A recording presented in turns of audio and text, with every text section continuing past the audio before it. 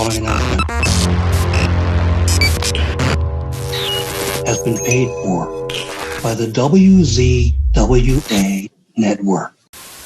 Ladies and gentlemen, welcome to the WZWA Network and our review show here of XPW's Killafornia from Los Angeles, California. I'm one of your hosts here, Karlifornia, alongside Jooseyboy. How are you, bro? What the fuck is going on? It is WZWA, and we just watched, as you said, XPW Killafornia. Let's get right into it. No beating around the bush today. Bro, this is, 20 years, removed from the heyday of XPW back in the day with their old King of the Deathmatch Tournament. They're bringing it back. They wanted to crown a new King of the Deathmatch champion here for Karlifornia in Pomona, California. So I was excited for this. We watched Rebirth. We loved Rebirth, and we wanted to sink our teeth into the Deathmatch tournament here. It's the first time we're reviewing a Deathmatch tournament, so pumped. But then I found out, Jooseyboy, that this thing went nearly 7 fucking hours, which is insanity, and we will get to that. Show opened with, of course, my good friend, Mr. Chris Kloss, the voice of XPW, pro as always. Obviously, there were some issues with the audio early on Fight TV. You couldn't quite hear the live mic coming through on the feed very well. He was interrupted by Rob Black. I did my best to listen to what Rob had to say. It was, this tournament was a tribute for Supreme. We all know Supreme is one of the legends of XPW and obviously the King of the Deathmatch as well. He brought out some legendary faces, legendary names from XPW's history. Jasmine St. Clair was there. She looked fucking hot, bro. She is looking great. Veronica Kane, she backed that ass up and she came out there and she looked fantastic as well. Vic Grimes, a nice surprise to see Vic there. And of course, the best surprise would be the Karlifornia Angel showing up. For this little moment here where we had all the wrestlers come out. A moment of silence, very nice. Although I was disappointed that Jessica Darlin did not show up because she was announced. She did not show up, but that's okay. I can get over it. But the one thing that I like the tribute. One thing I liked most about all of that was Rob Black getting on the mic and shooting on the other companies that produce deathmatch related stuff. And kind of saying that, that they're the pretenders in XPW with the real deal. So I like that. I like the shoot kind of shit. But let's get fucking into the show, bro, because we have 16, 17 matches to talk about here. So we're going to fucking quick fire run through this thing, bro. Silas Young, he opened the show, he cut a promo, and he took on Brawlin' Bo Cooper. There's a big guy who apparently was a part of XPW back in the day. He was returning to XPW here for this opening contest. Jooseyboy, what did you think of Silas and Bo Cooper? I'm giving this match a B-, just for overall entertainment, technical, all aspects combined, B-. I continue to become a bigger and bigger fan of Silas Young every time I see him. Absolutely, bro. I have to say it was nice to start things off with just a regular wrestling match, but when you consider how long the show went, I also think about, did we really need this, considering we had, I guess, another 16 matches on this show. But I thought the Bronco Buster was great. I really like Bo's work with Silas here. Yes, this was not a 5-star. Dave Meltzer, I think this is one of the greatest matches of all time. It wasn't a Meltzer kind of fucking AEW fan match, but I enjoyed what I saw. I thought these two worked together well, and I like the finish with Silas with the low blow and the roll-up victory. Following up with this was High Pitch Will coming out, who I believe has been a part of those 5 episodes of XPW TV that have been on Fight TV over the last few months. I guess filling in time between Rebirth and Killafornia. High Pitch Will has been on those shows. He came out. He had a keyboard. This is just hokey stuff because there's a whole point to this. And the point is not only Chris Kloss having opportunity to rip apart High Pitch Will and his nonsense, but Pogo the Clown makes his return for a nice little cameo on Killafornia. I like seeing, familiar names of the past showing up. Jooseyboy, again, your thoughts on this little segment? This didn't work for me at all, besides seeing Pogo the Clown, who I have a soft spot for as a fan over the years, with my tourism into the deathmatch subgenre of pro wrestling. But this high-pitched, what's the guy's name again? Sorry, High-pitched Will. High-pitched Will. I get that they're trying to make it like a gimmick that's so stupid it becomes funny again, but the guy's not good enough of a performer to push it over that line back into being funny again of how bad it is. Like, it's just so bad that it's bad, not so bad that it's good. And unfortunately, I'm going to have to give it an F, because when Pogo did come out, he didn't really punctuate his special appearance by doing any big move or putting a big exclamation point on it by breaking the keyboard over HPW's head. And so this thing went over really badly with me. And the entranceway, by the way, I'm only going to say this once, but I'll mention it here because I first noticed it during this segment. The entranceway looked like total garbage. The rest of the venue looked great. I'd love to see further shows there, but they literally had a backyard wrestling style entranceway with a rail with a crappy curtain that barely concealed the backstage area from the main arena. I mean, come on, guys. Yeah, no, I thought that too about the entranceway. I wanted to get a big X going like back in the day. I know it must be hard to kind of coordinate that kind of thing, but I just think that they obviously spent some money on this show, a lot of talent, a lot of weapons and such. I think a little bit of thought should go into to the entranceway. You're right there, because it was a little windy, and you could see that the curtain of the entranceway getting blown away a little bit. But yeah, look, I like seeing Pogo come out there, and if it were me, I would have had Pogo hit that keyboard over High Pitch Will's head, so have some of his keys fly out as well on impact. Yeah, I kind of felt like what we got. I mean, I know he's known for the shovel and all that stuff, but I just think that we needed that exclamation point on that segment, and that would have been the perfect exclamation point. Or even a big jabbing him with the shovel would have. Even a big shot. Even a big shot over the head with the shovel, man. That's a good point. Even if he had punctuated it by actually using the shovel and really giving him a good bonk over the head with the actual shovel part of it. Because, for those of you that won't check this out, even though Pogo is known for his signature shovel, he just jabbed him with the handle of the shovel. He didn't actually use the shovel head. Perhaps because the shovel head might have been a little dangerous, potentially. But and don't use it at all then. Don't use it at all and use, exactly. No, you can use it. You can use it for the jabs, but then when you've got High Pitch Will down, you crack him over the head with that fucking keyboard. Done. Right. Keys flying out everywhere. It would have been great. Just loosen some of them up and maybe it would have had a great effect. Anyway, moving forward, bro. Here comes Kat Martini. I am a fan of her. She comes out, she grabs the microphone. There's audio issue number 3 so far. Couldn't quite hear what she was saying. But she brought out, I can never remember how to pronounce the surname. Taya Valkyrie? It's Valkyrie, bro. Valkyrie? Like Flight of the Valkyries. Taya Valkyrie.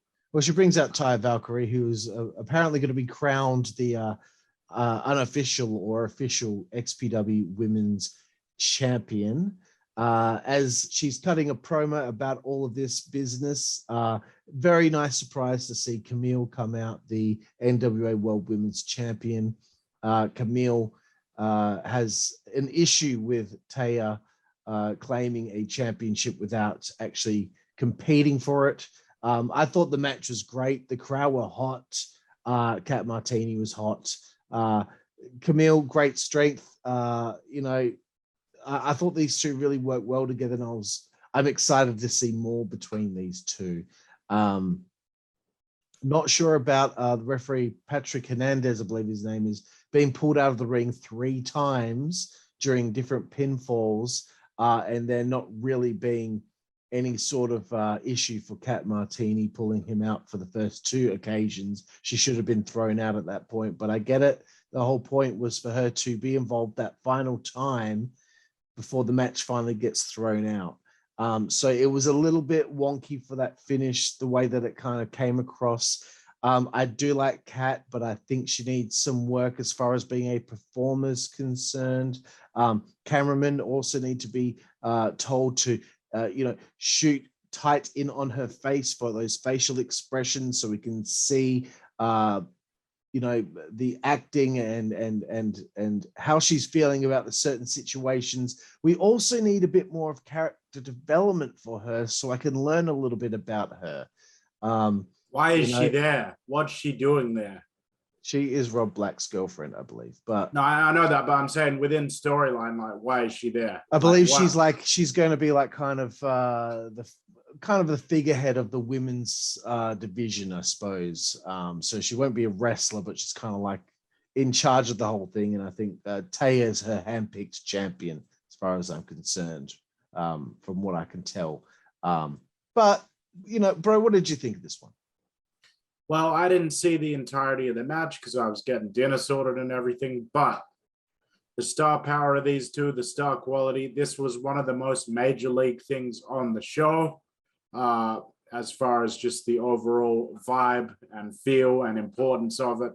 I'm going to give the segment that I saw, the actual promo segment, I'm going to give that a C+, because it was pretty decent, and I'm going to abstain from rating the actual match itself, so I'm going to give it an NA, because I don't like rating matches that I didn't get to see the full match. Fair enough, bro. Fair enough. And I'm going to give Kat Martini's dress an A+.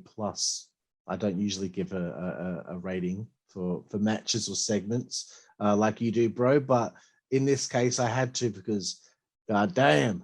Okay, let's finally get to it, bro. The King of the Deathmatch Tournament, match number 1, bro. Oren Vate taking on Vincent, who we know from Impact Wrestling and Ring of Honor. I didn't really write many notes here because I was dealing with a lot of rain pouring down outside when I was watching this. But the only notes I wrote was I think the XPW logo on the ring apron needs to be bigger. I think it's a little too small. I even think the logo in the ring maybe needs to be a little bit bigger. And I'm just thinking back to kind of like ECW pay-per-view ring mats, and I like those big logos. I think it would be cool to see that be brought back. The commentary finally got louder at this point, but it was a little bit iffy here and there for most of the show as far as the volume was concerned. There were just some issues volume-wise. I was not too hot on the finish of this one between these two, but Oren, he advances through. I was expecting Vincent too, though, bro. What did you think of match number 1? I thought that this really sucked. I felt like this was flat. I think that this Oren guy was in this match and continued to be throughout the whole evening pretty shit. I definitely think that because Vincent was already established by winning at the previous event, Rebirth, and he's been on Impact and stuff, he's the guy that you should have put through. He looks more of the part as well. I did not care for this at all. I'm giving it a D-, bro. Not the best way to start off the tournament. Fair enough, bro. Yeah, I thought that maybe we need a little bit more of a hotter opener. I just feel like these two didn't click very well, even though I'm a fan of Vincent, and this was the first time I saw Oren perform. Moving forward, King of the Deathmatch Tournament, match number 2.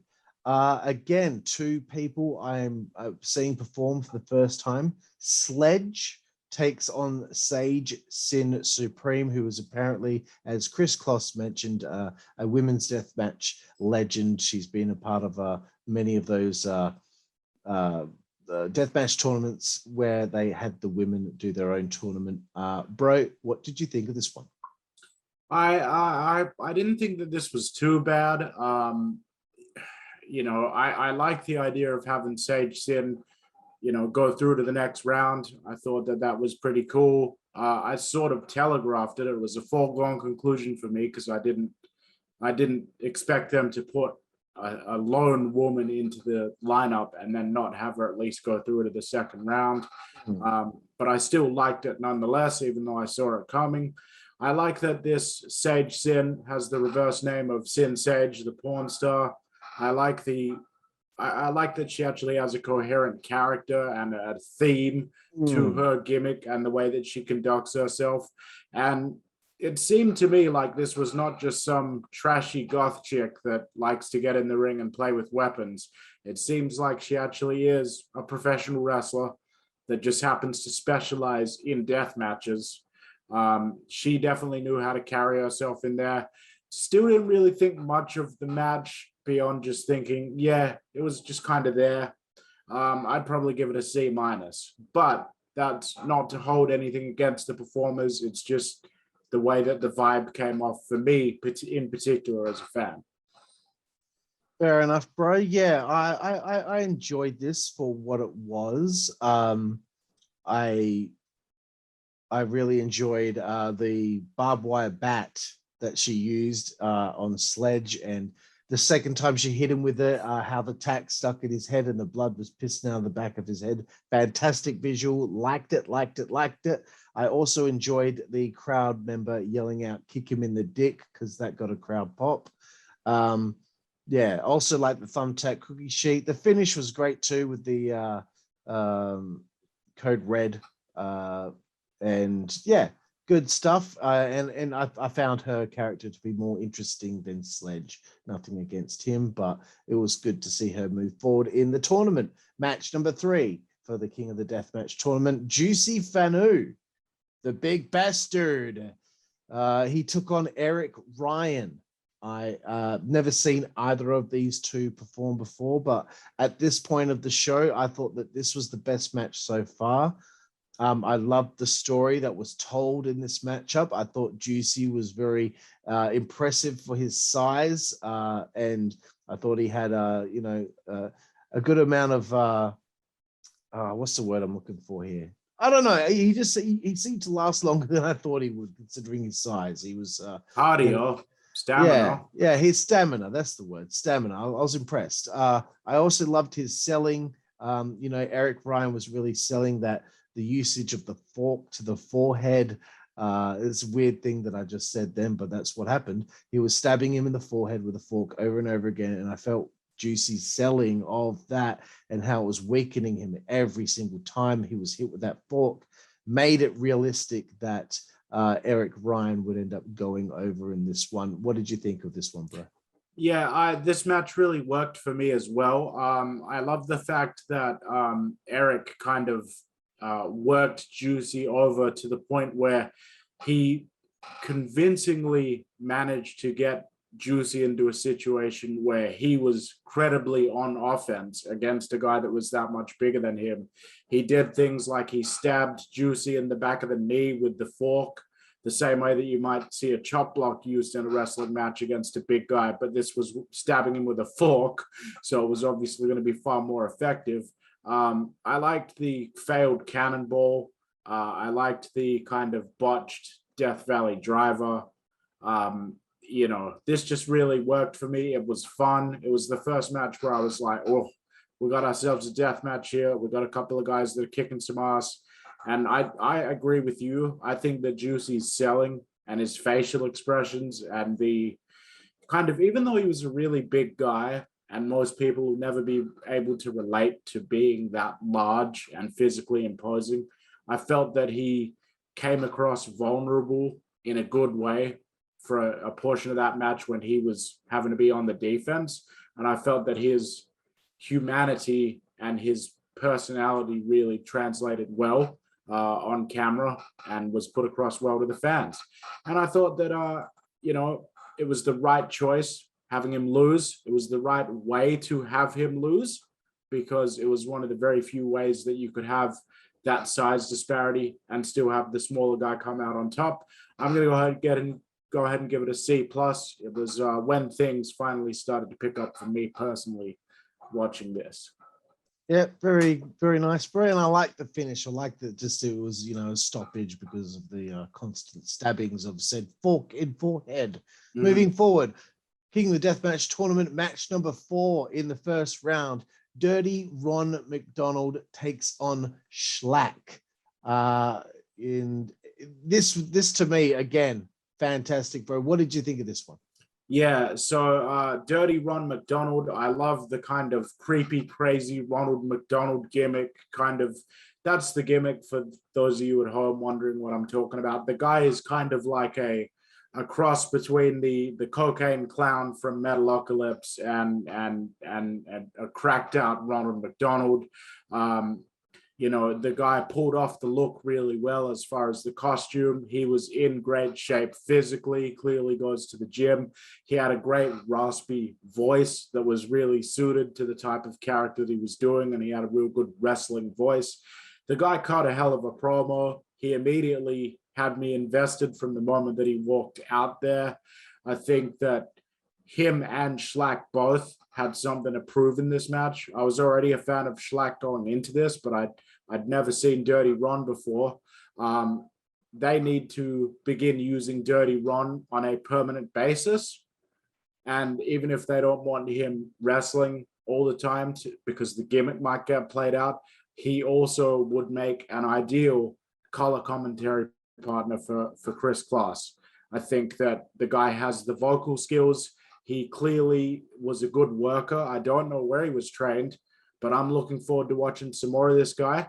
Schlack always performs really well for me. I thought that this match really could have been in round 3 of the tournament, frankly. Like, it was of that quality as far as how good it was. This was my favorite match of the night up to that point, and maybe my favorite match overall. I'm going to go so far as to give it an A minus. And for both the promo from Dirty Ron and the match itself, it's got a Jooseyboy recommendation. Go out of your way to check it out, because I can't do it justice. Fuckface. Yeah, bitch. Yeah, again, to echo your sentiments, I thought Dirty Ron, he sold me big time with his promo. I liked hearing a promo like that, and I mentioned to you, it's nice seeing an R-rated product for once in wrestling, because this is how people like that talk. Again, yes, best match so far on the show. They topped the previous performance between Juicy and Eric. So, you know, this was upping the ante here.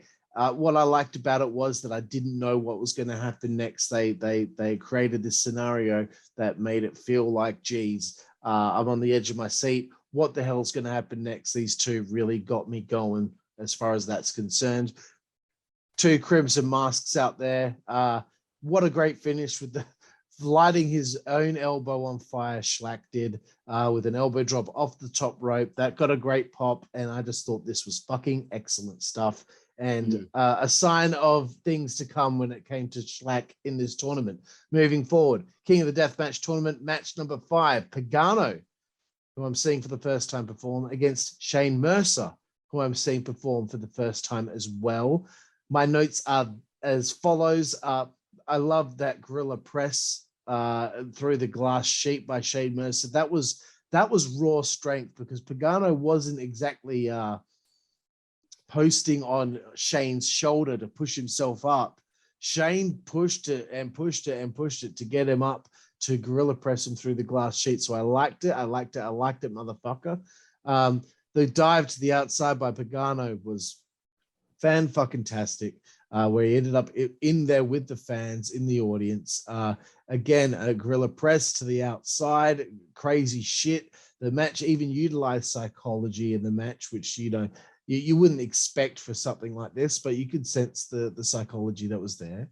Again, just Shane Mercer, very impressive with his brute strength.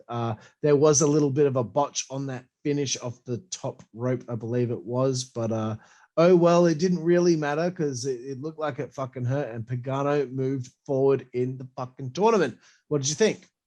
Yeah, I thought this match ended up really impressing me. Didn't think much of Shane Mercer at first, but then once I saw, as you said, those raw strength military presses, and the way that he carried himself throughout the match, I sort of, started to warm up to him. He won me over by the end of the match.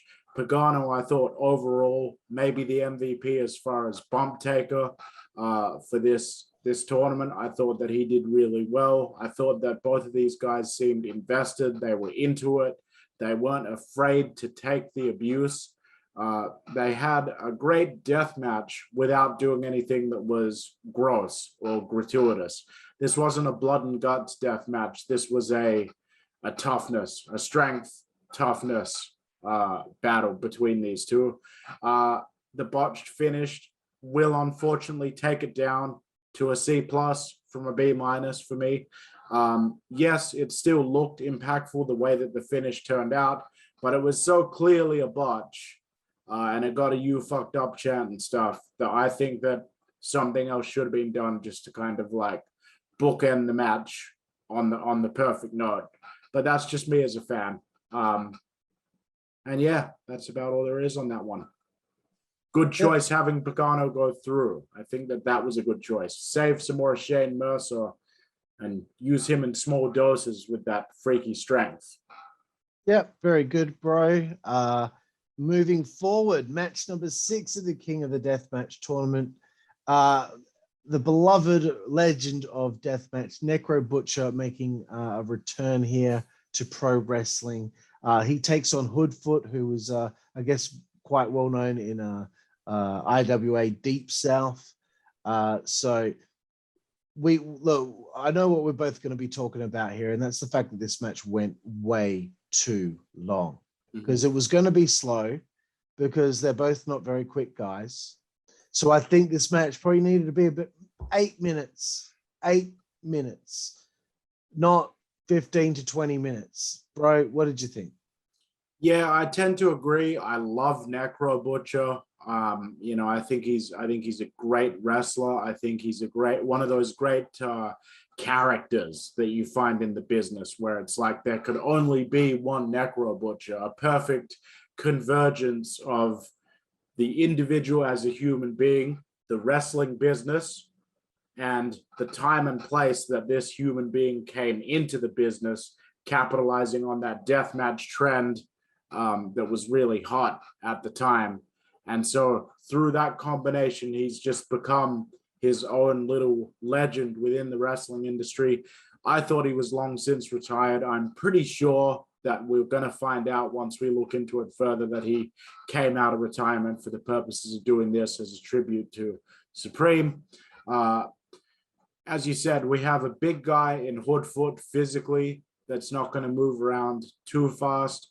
We got an older, slower guy in Necro Butcher that was already a deathmatch wrestler to begin with. So that means that his body probably broke down twice as fast as the average wrestler. This really had me into it and invested for about the first 6, 7, 8 minutes. The second 6, 7, 8 minutes after that, I was going, all right, I'm still with it, but let's kind of, let's wrap it up. And then the final 6, 7, 8 minutes after that, I was just wishing I was basically dead. I thought that there was a decent finish to it.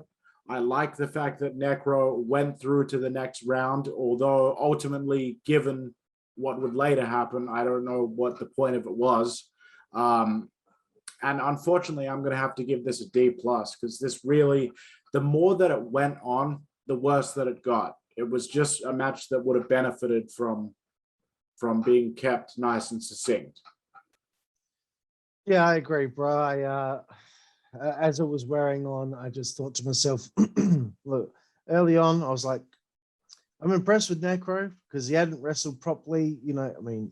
Let's look at it. I mean, he did wrestle one match in March this year, but before that, this bloke hadn't wrestled a match since 2020, and he only had one match that year. In 2019, he had 5 matches. And then before that, he hadn't wrestled since 2016, which he only had 2 matches. So he hasn't wrestled a lot in the last, 5, 6 years, 7 years. And yeah, 2015, he had a bit of a busier year. But anyway, so it's nice that he came out of retirement for this, and I was impressed with him because I had heard rumors that he wasn't doing so well physically. As I was saying before, it was a war early on. It was a little slow, but a war, and it was okay. It was a fight. It was a fight, yeah. But then I was thinking, they need to wrap it up soon after there was a belly to belly off the ropes by Necro. Mm-hmm. I thought his selling was great. But then Hoodfoot hit this great cutter on the chairs, the frames of the chairs, and he followed up with a lariat, and I thought that could have been the finish. Mm-hmm. There was another double underhook pile driver from Necro, which is pretty hectic. He won with a very sloppy looking Death Valley driver through the table in the corner, but like it worked for some reason. It worked because they'd gone through a war. There's no way he's going to be able to like pull off a perfect looking Death Valley driver. But yeah, it just went too long. It needed to be cut in like half plus a couple more minutes. Like it's just too long, guys. And that was, I guess, one of the main things that we wanted to talk about is that, this was a fucking long show. And I guess half the problem was it is a deathmatch tournament. So there is going to be breaks between the matches because they got to clean the ring. They got to set up the next match. They got to bring the next weapons out. So I understand that. But when you know that this is what's going to be happening throughout the show, it might be best to cut, a couple of things from earlier on. Even though I did enjoy Silas and Bo, even though I did enjoy seeing Pogo come out and the opening segment as well. I just think when you know that there's so much fucking time that's going to be taken between matches, then there is no need for a match of this to be so fucking long. And not only that, man, I'm a huge XPW mark. I follow him on Twitter. I'm a big fan. But there were just several performers on this show that aren't at the level yet to be out there exposed for too long amount of time. There are a number of performers on this show that had their matches being kept to 5 minutes instead of 10. They would have come out of the show looking twice as good, in my opinion. So it wasn't just the cleaning up the weapons. It's also the pacing of Mr. Black's booking. It's just they really need to work. They need to get somebody in there that knows about finishes that can really kind of lift things when it comes to laying out the matches and getting into the finishes of those matches. Yeah, fair enough, bro. I just this, as I said to you, this should have been an 8-man tournament. I know 16-man tournament sounds more impressive, and it is because you got to go through, several matches to get through to the three's okay.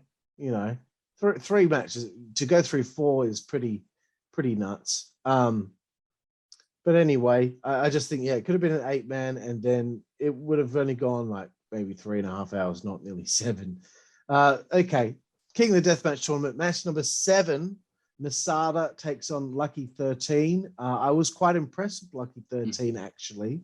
I hadn't seen him really perform before. Masada, of course, I'm very well aware of and have interviewed him on the Insider's Edge podcast. For those out there, check it out. As soon as Masada came out, I was like, he's not fucking around. This is what we needed. We went from a very slow, long match to a fucking very fast-paced contest here. Sick moonsault from Lucky 13. We needed a high spot like that because it's a lot of weapon shots, table bumps and things like that. It was nice to see something like that. Really enjoyed the usage of the cinder blocks. The monkey flip reversal onto the cinder blocks was sweet. Tilt-a-whirl into the DDT on the cinder blocks on Masada was great. You got the patented skewers into the fucking head of Lucky 13. There was a brain buster following that. Then there was a kick out, but then I loved the way that Masada followed that up with that fucking knee assisted with the chair to the fucking head. Lucky 13 loses this one, and rightfully Masada moves forward. What did you think? Yeah, I thought that this match was, again, another contender for my favorite match of the show. I ended up being very impressed with Lucky 13. I was already a fan of Masada. going into this. I'm giving this match an A-. I don't really have much else to add on to what you astutely pointed out about it, except to say it's another Juicy Boy recommendation. Check this shit out. You won't be disappointed. Cheers, cunt. Moving forward, bro. The final match, finally, of the first round of the tournament. Big Effin' Joe took on T-Rex, who I believe was the replacement for one bulldozer Matt Tremont. I was very upset that Matt was not on the show. I wasn't very upset. That's a bit of big exaggeration. I was disappointed because I was really excited to see him in there because looking at it, I was thinking, you know, this could either go to either Schlack, this could either go to Masada, or this could go to Matt Tremont. I couldn't think, when I look at everyone else on the lineup, I didn't really think a lot of them had a chance of winning this other than those three. So that hurt things. Maybe he was supposed to go through until the semi-finals against Masada, but it is what it is. I think T-Rex did a good job. I know what's probably coming my way right now and everyone who's watching. So Juicy Boy, I'll let you take the floor here of Big Effin' Joe taking on T-Rex. Yeah, I did not really like Big Effin' Joe, but this was the least unpleasant that I found him throughout this tournament. I thought that it was the wrong decision to have Big Effin' Joe go over. I feel like Big Effin' Joe looked uncomfortable doing the deathmatch style. I don't know what it is about that. I'm not sure whether or not he, as a performer in real life, doesn't really like the deathmatch style, but it came across to me like he wasn't really comfortable in that extreme an environment. And I think a wrestler in a deathmatch, even if they're pretending they don't want to be anywhere near the weapons and stuff, they need to, in reality, be the kind of person that's prepared to take that abuse, or else it doesn't really work.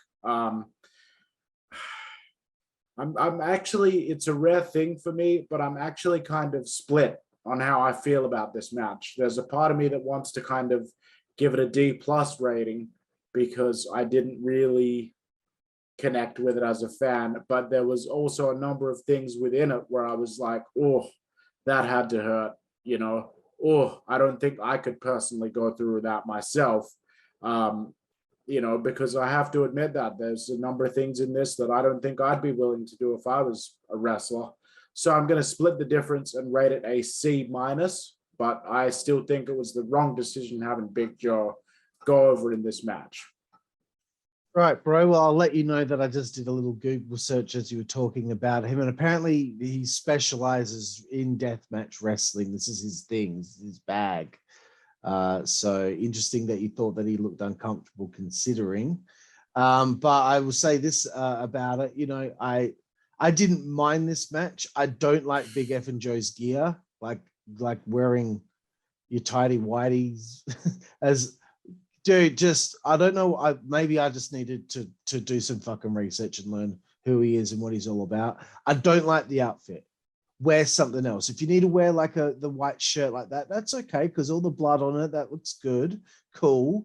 But wear something else underneath, bro. It looks stupid as far as I'm concerned. And yes, I'm sure it's the risky business thing, right? I get it. Okay, I fucking now it's becoming clear. You're doing the Tom Cruise thing. I understand, but get the tidy whities to just at least be fucking tights and not like actual underwear. Actually have tights that have like, you know, Big Joe written on them or something like that, just to kind of complete the like a proper look.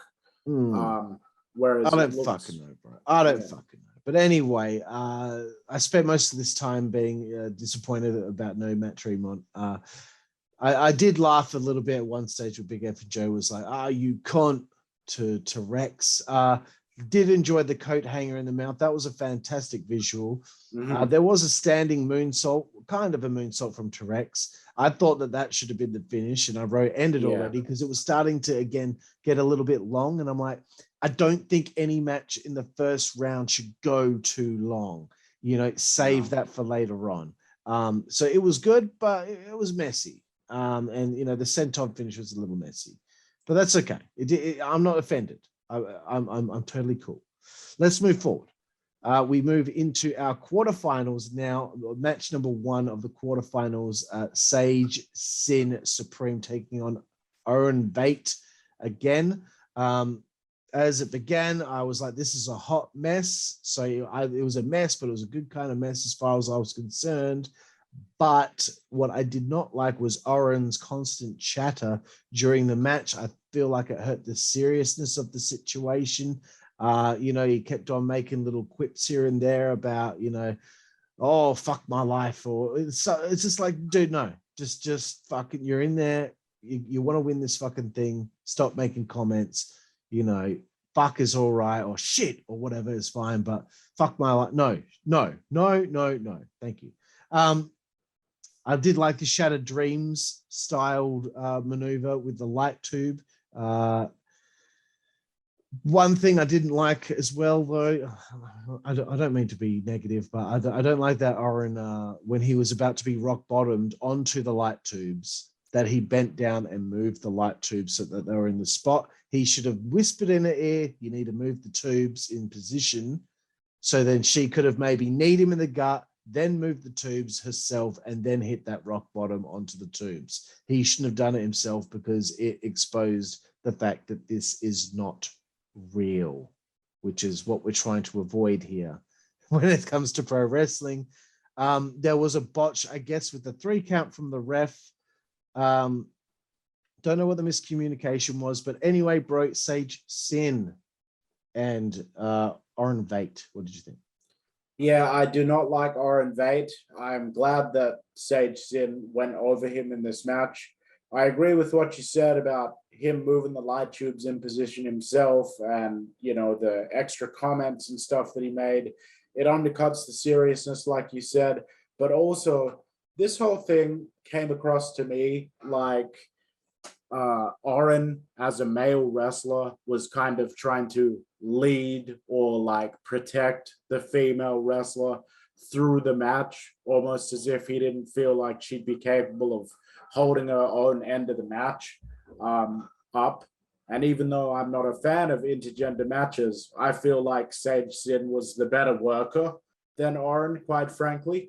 I felt like his quips and one-liners that he were making undermined Sage Sin's impact and danger factor, almost as like he was saying, yeah, I'm getting beaten up, but it's by a woman, so it makes me more annoyed than it does scared.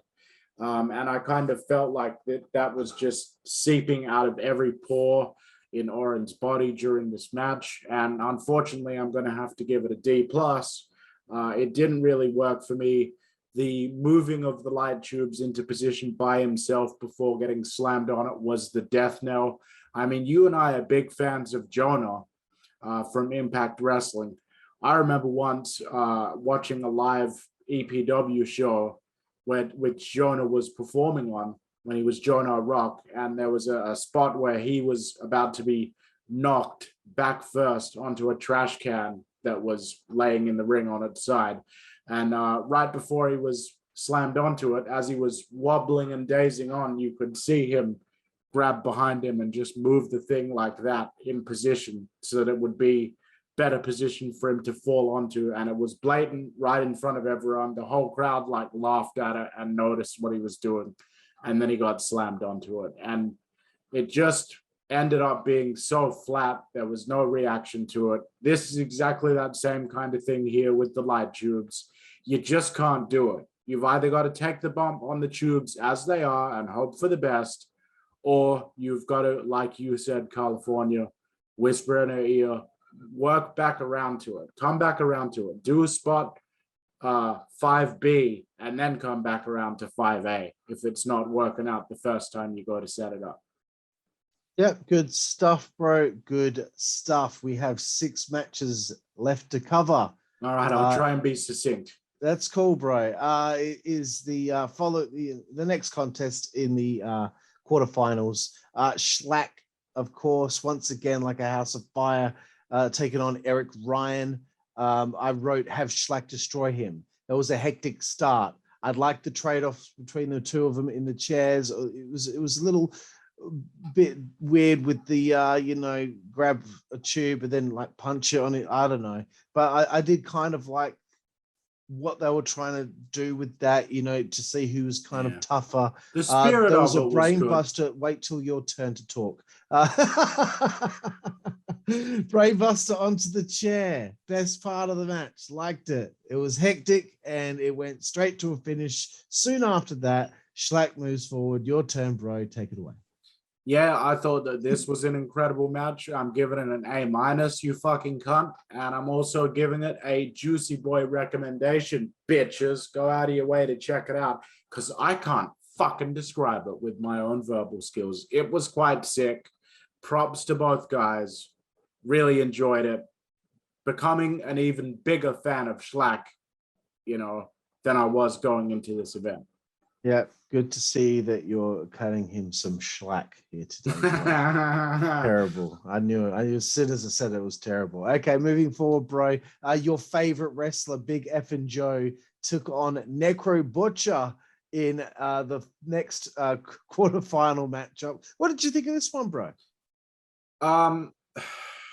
I think that being in a coma for 4 days was more exciting than this match. I think that it was a travesty to have a legend like Necro Butcher get through the first round, come through to the second round, only to then be felled by the biggest fucking douchebag in the history of existence ever. Shut up. I thought that this match was milk toast. I thought it was boring. I feel like Big Joe did his best to kind of play the heel that no one wanted to see get over on this legend. But unfortunately, none of the stuff he actually did in the course of the match warranted him eventually going over. I understand that Necro may not have had the stamina physically to make it through to the third round and put on a good performance that far into the show. But if that's the case, they shouldn't have had him win in the first round. So again, it's an example of, bad booking that I did not like on this show.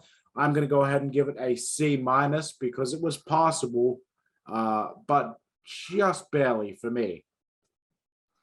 I don't know what's crawled up your ass, bro. Okay, but I don't think this was bad at all, as far as I'm concerned. I like the fact that it was a fist fight. I thought Necro was supposed to win, but I do realize that he was probably supposed to be facing Matt Tremont in this matchup. So Big F and Joe is getting the opportunity here. It did go a little bit too long, but I did like the stiff punches, and I did like Necro being knocked out for the finish. I thought that was interesting. But if I were Big F and Joe and I knew that there was going to be a spot where I had to take my shoes off to be barefoot in the ring, I would have ensured before I went out there that I wouldn't have had all of that stuff on my feet beforehand. I would have just gone out there in the shoes and socks and taken them off. But that's just being very nitpicky right there, very nitpicky. So I didn't think this was bad at all. And for you to say milk toast, I think you're a fucking dickhead. So thanks, bro. Moving forward. I'm getting tired, bro. It's nearly midnight. Okay. Pagano, Masada in the quarterfinal matchup of the King of the Deathmatch Tournament. This should be good is what I first thought. I loved the open with the power slam into the glass. That was sick. It was fantastic. Great back and forth between the two of them. Some hectic stuff with Pagano missing the dive through the table. I did write at that point, you got to end it soon. You've got the people there and it's such a long fucking day. Let's keep moving forward. Great finish with the pile driver. I liked it. Masada moves forward. What did you think? Yeah, I really loved it as well. I'm giving it another A-. This was the perfect length for me. This was the perfect level of intensity for me. Yeah, everything about it just ticked all the boxes. If every match had been in the same vein as this one, we'd be looking at at a 9 out of 10 show here. Yeah, good call, bro. Good call. Moving forward, we get to our first semi-final of the King of the Deathmatch Tournament. Schlack again taking on Sage Sin Supreme. Your thoughts, motherfucker? Once again, I thought that, this was the opposite of what we saw Oren do against Sage Sin in the previous match. Like, Schlack basically treated her like a complete equal, objectively, as though he didn't give a shit about her gender, didn't hold back, didn't go overboard, because it is a woman at the end of the day in real life. But at the same time, he approached this the way that he would any other match. And I think that Sage really held up her end. I think that she really proved that she deserved to go this far in the tournament as the lone woman. And I really liked it. I'm giving it a B+, bro. Fuck yeah, bro. I thought this was good too. I thought Sage Sin did a fantastic job on this show. And Schlack, of course. I think rightfully the end of the night was rightfully his. But we'll get to that when we get to it. The tube shots were hellacious. Although the only issue I had was the sound was out of sync at this point for me on the Fight TV version. I don't know what happened. I don't know if it was my computer or my laptop or I don't know. But the sound was out of sync. So every time I saw a light tube shot, 2 seconds later, I heard the impact, which was disappointing because that's one of the most impressive things about a light tube shot is hearing that pop of the tube. I did love that powerbomb onto the chair by Schlack on Sage. It was a sick finish, and I liked that they didn't drag it out too long. Okay, moving forward, second semi-final, bro. It is Big fucking Joe taking on Masada, my homeboy, my compadre, my friend. I like this one. I have to be honest with you. I thought it was just two big cunts going at it. Two big bulls going at it. I just felt like I could tell Masada was going to win. There was no way Masada was going to fucking win this matchup. I liked the spot with the tube under the shirt. Mood Salt by Masada was fantastic. What I liked about it was it felt real. It felt like a real fight. This was like, geez, what's going to fucking happen? And I loved the finish. He was out. He choked him the fuck out with the chair. Gorgeous, gorgeous stuff. Despite how gruesome it was gorgeously gruesome. Thank you very much. Your turn, bro. Your favorite wrestler of all time, Big Effin' Joe, and my good friend, my good close personal friend, Masada. Yeah, well, Masada actually messaged me after the show. He doesn't know you. He doesn't know who you are. He said that he wished that he could stab you in the stomach. Yeah, he wishes he could stab you. Okay. But no, even though I'm not a big fan of even though I'm not a big fan of Big Joe, I thought that this was his best match that he had out of the 3 that he was given in this tournament. And I'm tired, bro. Yeah, keep going. And yeah, I thought that this was really good. I like the fact that we saw some finishes by pinfall. We saw a finish by stoppage. We saw a finish by knockout.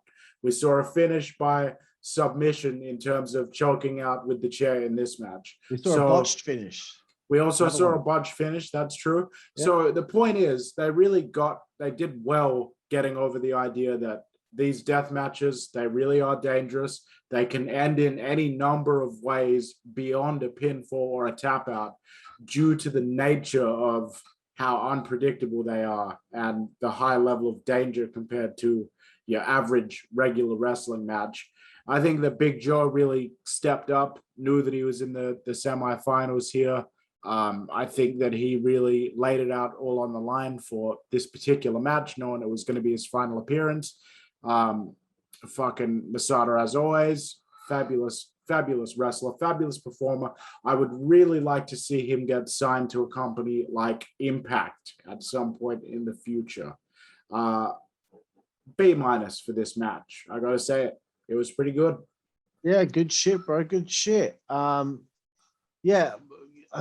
Geez, these guys put themselves through so much shit. I I shudder to think what their bed sheets will look like when they wake up tomorrow.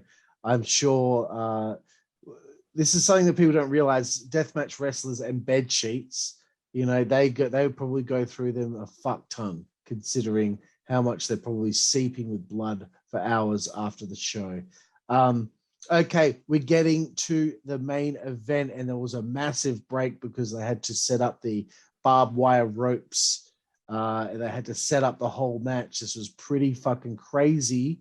The visual was fantastic. It's Shlak, it's Masada, it's the finals of the King of the Deathmatch Tournament, bro. Take it away. Perfect two guys to have in this tournament. As I said earlier, becoming an even bigger fan of Shlak coming out of this event than I already was going in. Amazing performer. Both of these guys have great looks. They're tough. They're intense. They're physical. They look in shape. They look like they could kick people's asses in a fight. I thought that for me, the highlight of this main event was Masada's skewers in the forehead. They were in there deep enough that Shlak was actually able to grab hold of them and they wouldn't come straight out of his head. You know, a lot of times you see that skewer spot. As soon as they knock them in there, it's like one little movement of one of them skewers and they're all falling out because they're not actually in there. This, it seemed like they were embedded half an inch into his fucking forehead.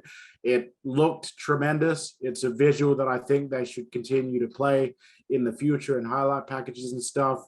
Enjoyed the segment, the part of the match where the audience was all throwing their chairs in.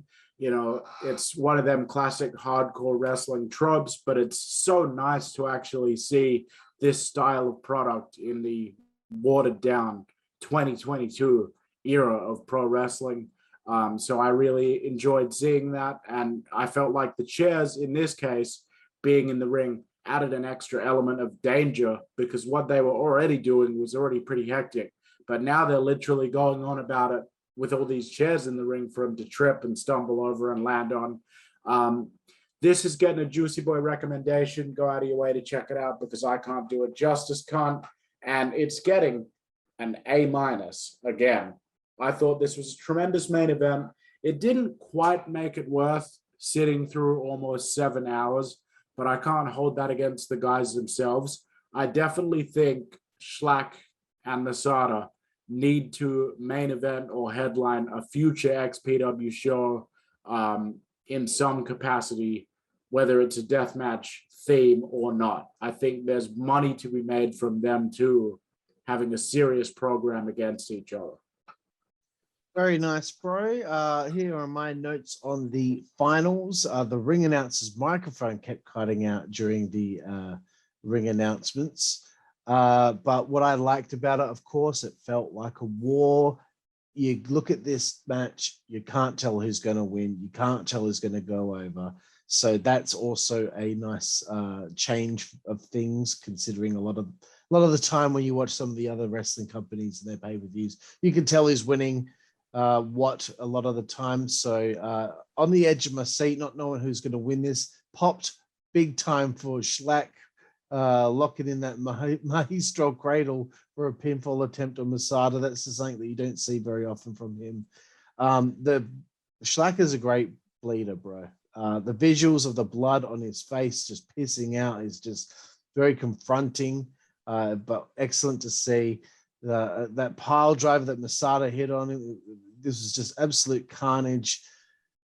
It was a shame that the table fell to pieces. I called it when I saw him put him on it. I was like, don't put him on it. It's going to fuck. And then it broke. But the elbow off the ladder was fucked up stuff. Real hard impact. But as the match wore on, further on, a piece of that broken table was lit on fire because Shlak was helped by this very good looking lady that came from the audience, which I believe the story has been told on XPW's TV show over the last few months of her infatuation with Shlak. Mm-hmm. So she helps him win the King of the Deathmatch 2022 tournament to become the new XPW King of the Deathmatch champion or Deathmatches champion. You signed out at that point, bro, because we wanted to go get ready, fucking get the review done. But as the the show was still airing, Schlack got on the microphone, said, fuck XPW, fuck Rob Black. I want my King of the Deathmatch championship belt. And he proceeded to smash the trophy in the ring. He wants the actual physical belt. He wants Supreme's belt. So that's, I guess, where we're going moving forward. But I thought that was an interesting way to end a very crazy, long, exhausting, thrilling show from Extreme Pro Wrestling in Pomona, California. Juicy Boy, let's sail off into the sunset, bro. We need your rating out of 10. Yeah, unfortunately, I'm going to have to give this a 5.5. I just think that it was too much of a mixed bag for me to go any higher than that. But I still love XPW and still look forward to the next time that we review a show. Yep, cool, bro. I'm going to give it a 7 out of 10. I think I gave Rebirth like 8 or 8.5 or something like that out of 10. I'm going to give it a 7. What was good was very good. What wasn't as good, you know, a lot of things couldn't be helped, or, you know, the good things kind of outweighed the bad things for me as far as I was concerned. So, yeah, if it was a little shorter, it probably might have got a higher rating. But, you know, I just watched 8 hours of WrestleMania last weekend and Impact and Ring of Honor. And it's just a bit too fucking much sometimes, bro. It's enough to make you want to fall asleep, dude. Oh, dude. And that's what we should do in just a minute. So, bro, let's sign off here. Thank you very much for checking out XPW's Killafornia. Yeah, no fucking worries, mate. You can fucking find me on social media at Jooseyboy. That spelling is JOOSEYBOY. And I'll see you on fucking social media. Yep, and I'm Karlifornia. Find me at Karlifornia WZWA on Twitter. Find WZWA Network everywhere, whatever the fuck. Okay, it's been a long fucking session. We're tired. We're done. Thank you, XPW. You put on a great show there as far as I'm concerned, and I'm looking forward to the next one. So thank you all out there for checking out the WZWA Network and our review show of XPW's Killafornia. And we will see you down the fucking road. Network, that's the way we like. Good God Almighty. Network, that's the way we like. Get puppies. Network, that's the way we like. Get. The following announcement has been paid for by the WZWA Network.